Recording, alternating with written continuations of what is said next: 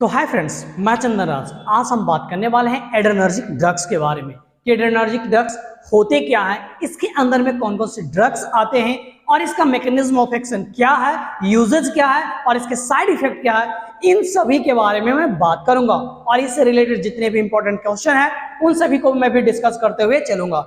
तो फ्रेंड्स, अगर आप हमारे चैनल में अगर आप न्यू हैं तो हमारे चैनल को सब्सक्राइब करना ना भूलें। अगर आपको वीडियो पसंद आए तो प्लीज अपने आप दोस्तों के पास जरूर इसे शेयर करें। तो फ्रेंड्स, सबसे पहले इंट्रोडक्शन में हम जानते हैं कि एड्रेनर्जिक ड्रग्स कहते किसको है। एड्रेनर्जिक ड्रग्स है उसको हम लोग सिम्पैथोमाइमेटिक ड्रग्स के नाम से भी जानते हैं। तो वही बोला गया कि sympathomimetic drugs are also known as adrenergic drugs, adrenergic amines.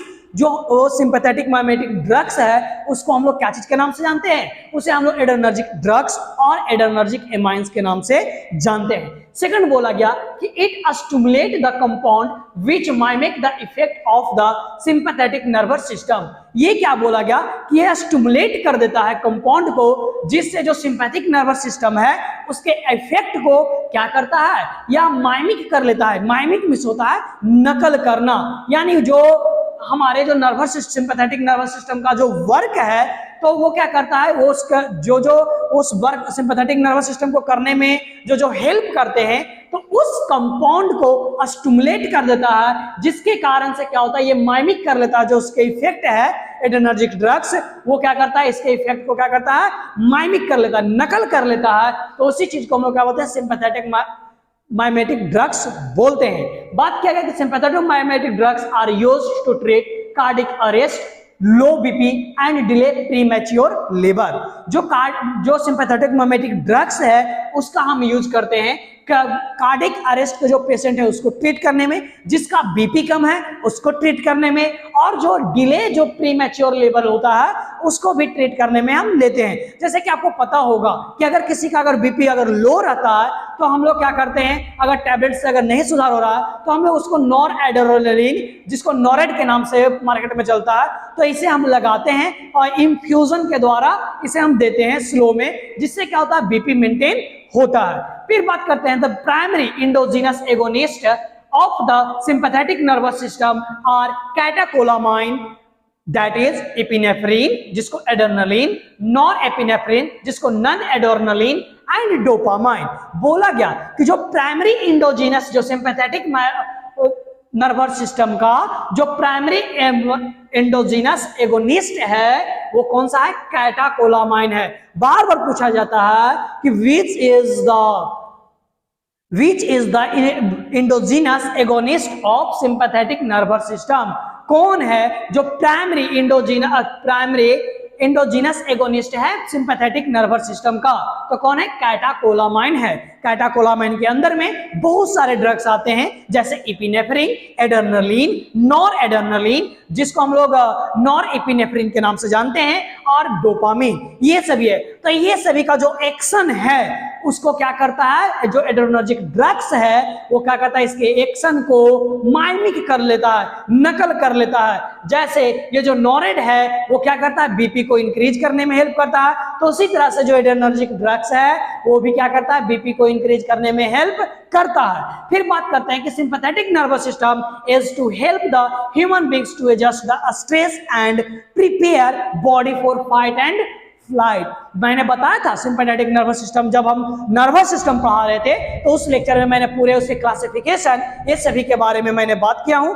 अगर फ्रेंड्स नर्वस सिस्टम के बारे में अगर आपको नहीं पता है तो प्लीज आप डिस्क्रिप्शन में दिया हुआ जो लिंक है उसे आप जरूर देखें, तो ताकि आपको इस चैप्टर के बारे में अच्छे से समझ में आए। तो बात करते हैं कि मैंने उसमें बताया था कि जो सिंपैथेटिक नर्वस सिस्टम है वो क्या करता है, फियर एंड फाइट का एक्शन शो करता है। जैसे कि अगर कोई भी, जैसे रास्ता में अगर मानो अचानक से तुम्हारे स्नेक मिल जाए और वो बाइट करने के लिए, तो आप क्या करोगे, या तो भाग जाओगे या तो उसको मारोगे। तो ये जो एक्शन है वो कौन सा करता है, सिंपैथेटिक नर्वस सिस्टम के द्वारा होता है। तो ये फ्रेंड्स इंट्रोडक्शन था, मैं एक बार फिर से मैं आपको रिव्यू करवा दे रहा हूं कि मैंने अभी बताया कि जो एड्रेनर्जिक ड्रग्स है उसको सिंपैथेटिक माइमेटिक ड्रग्स के नाम से जानते हैं और एड्रेनर्जिक एमाइन्स के नाम से जानते हैं। ये क्या करता है कि जो हमारे नर्वस सिस्टम का जो उसमें जो एक्शन होता है उस एक्शन को माइमिक कर लेता है, क्योंकि ये क्या करता है, स्टिमुलेट कर देता है कंपाउंड को, तो उसे जो एड्रेनर्जिक कंपाउंड है उसको स्टिमुलेट कर देता है,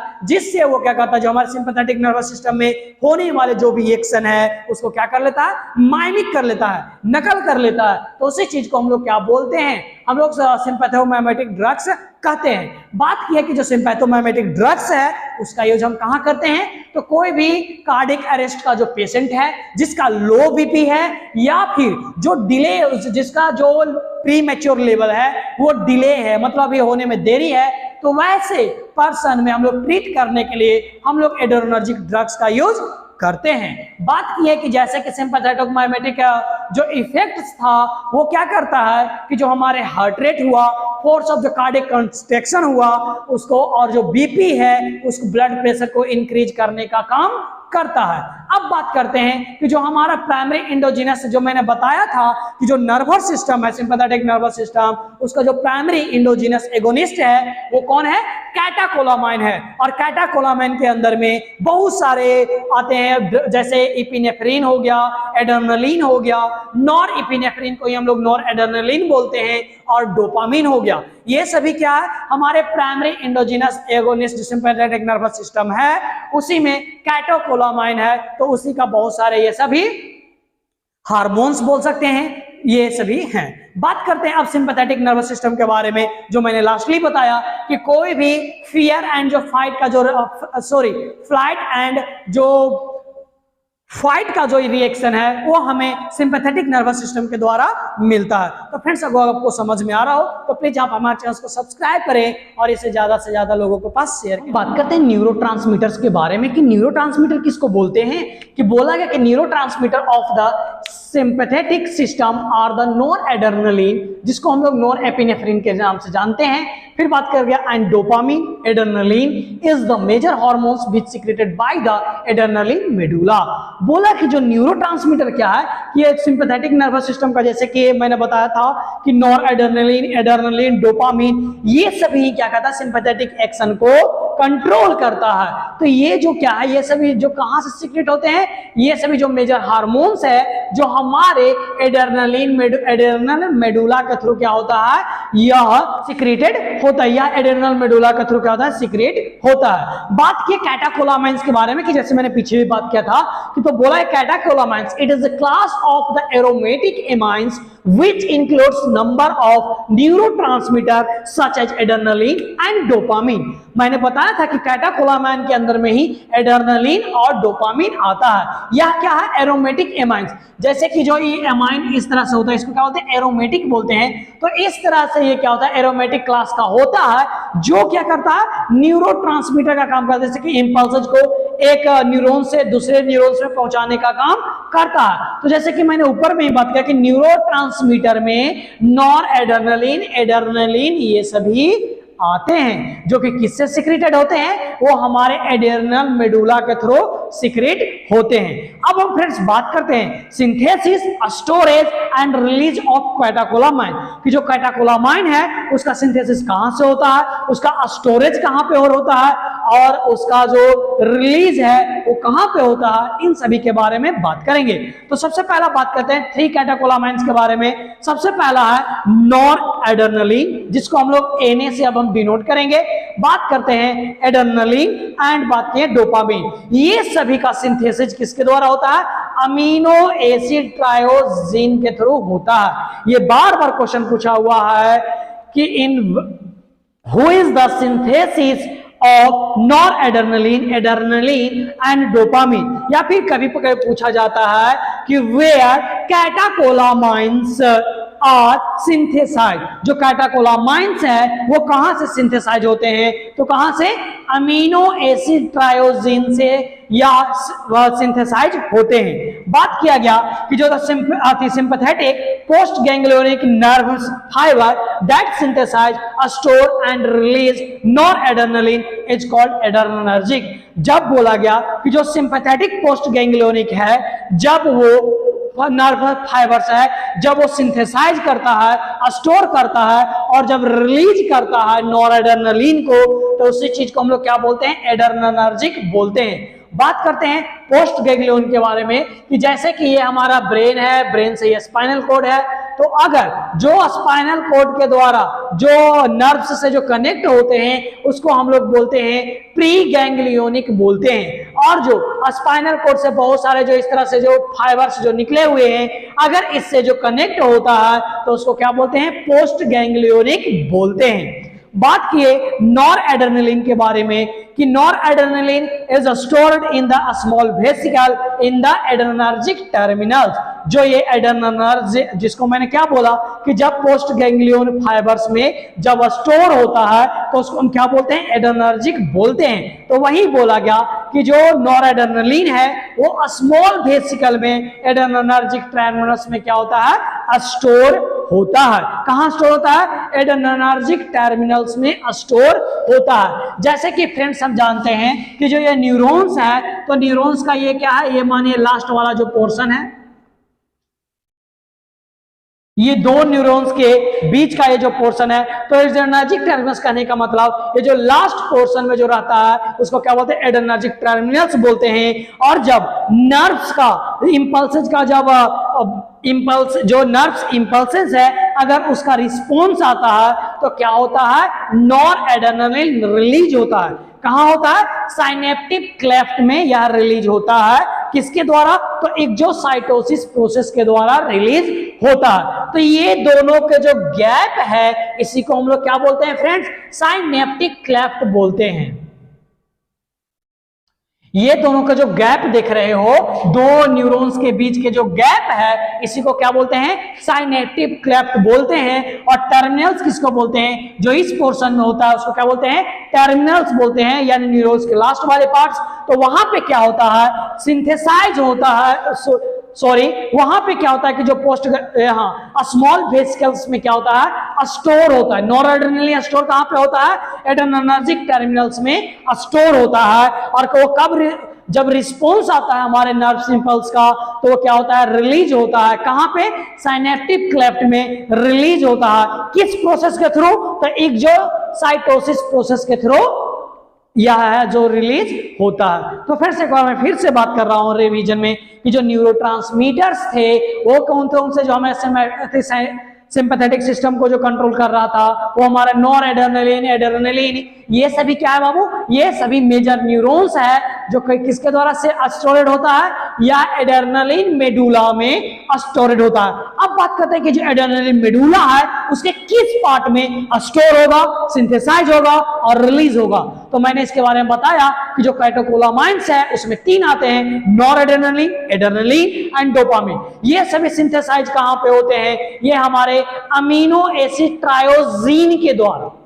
किसके द्वारा, अमीनो एसिड ट्रायोजीन के द्वारा स्टोर हो, सिंथेसाइज होते हैं, बनते हैं। और जो सिंपैथेटिक पोस्ट गैंग्लियंस है वहां पे सिंथेसाइज होता है, स्टोर होता है और रिलीज जब होता है पोस्ट गैंग्लियोनिक फाइबर्स में। तो इस पूरे चीज को, सिंथेसाइज को, स्टोर को और रिलीज को, इन पूरे 3 चीज को हम लोग क्या बोलते हैं, एड्रेनर्जिक बोलते हैं। और मैंने बोला था कि जो नॉरएड्रेनालिन जो स्टोर होता है वो कहां होता है, small vesicle of adrenergic terminals में होता है।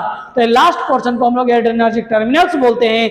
और जब नर्व्स इंपल्सेस का जब यहाँ पे रिस्पॉन्स होता है तो कहां पे रिलीज कर देता है, साइनेप्टिक क्लेफ्ट, 2 न्यूरॉन्स के बीच के जगह को साइनेप्टिक क्लेफ्ट्स बोलते हैं, तो वहां पे रिलीज होता है। और उसी किसके, कौन प्रोसेस के द्वारा, एक्सोसाइटोसिस प्रोसेस के द्वारा रिलीज होता है। अगर फ्रेंड्स कोई भी आपको दिक्कत हो तो प्लीज कमेंट करें ताकि मैं आपको उसको मैं बता सकूं। और प्लीज अगर आपको समझ में आ रहा हो तो हमारे चैनल को सब्सक्राइब करें और इसे ज्यादा से ज्यादा शेयर करें। और हमारे चैनल रिसेप्टर्स के बारे में कि एड्रेनर्जिक का जो ड्रग्स है उसका, जैसे कि कोई भी ड्रग्स है तो उसका अपना अपना रिसेप्टर होता है, सभी ड्रग्स का अपना रिसेप्टर होता है, वहीं पे वो जाकर वो फंक्शन करेगा, वहीं पे जाकर वो वर्क करेगा।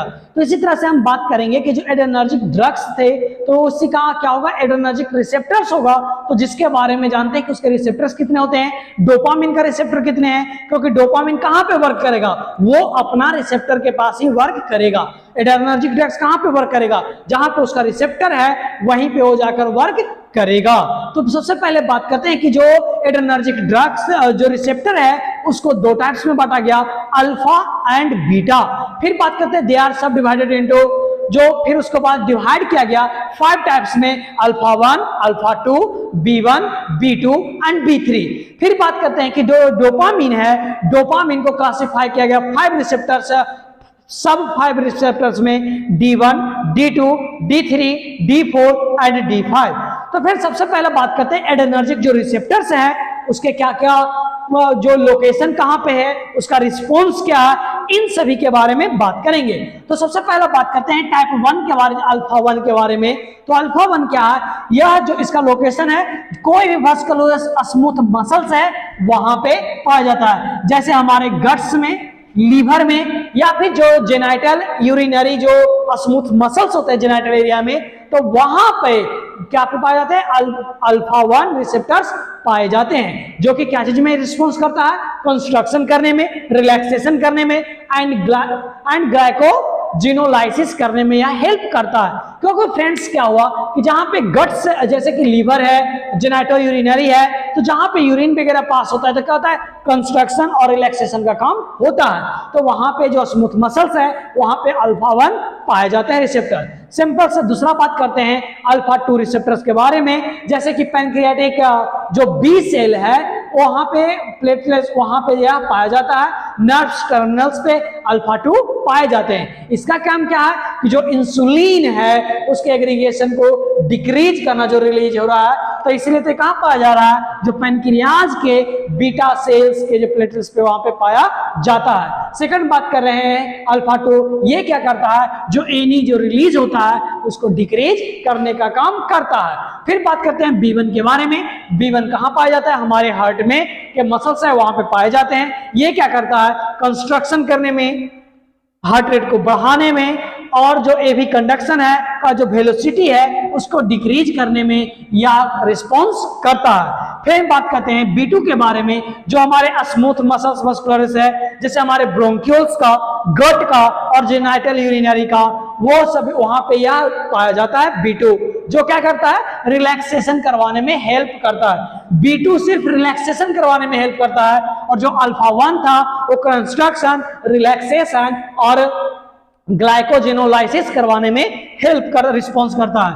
बात किए B3 के बारे में, तो यह एडिपोज टिश्यू, जहां पे जो फैटी होता है वह फैटी मसल्स के पास में यह पाया जाता है। यह क्या करता है, लाइपोलाइसिस करवाने का काम करता है, यानी फैट का जो ब्रेकडाउन होता है उसी को हम क्या बोलते हैं, लाइपोलाइसिस बोलते हैं। तो फ्रेंड्स ये रिसेप्टर्स हुए, इसका लोकेशन हुआ और इसका रिस्पॉन्स कहां पे काम करता है जिसके बारे में मैंने बात किया।